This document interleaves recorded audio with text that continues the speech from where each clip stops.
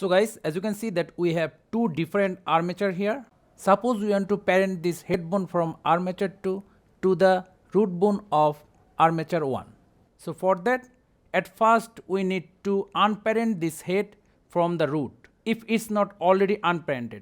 Or if we want to parent this root with this root, then we will need to do nothing because this root have no previous parent. So let's unparent the head. For that, select the armature, then go to edit mode, then select the bone, go to bone properties, relation, parent, just click on this cross. Now our head bone do not have any parent. Now go to pose mode, select the head bone again, then bone constraint, click on the drop down, select child of, click on the eyedropper tool, select the other armature.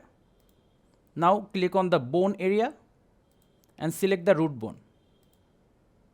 Now our head bone is parented with the root bone, but it's not changed, it's mainly aligning with its rotation, location and scale.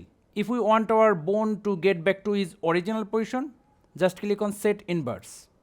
Now we are done. Let's get back to object mode.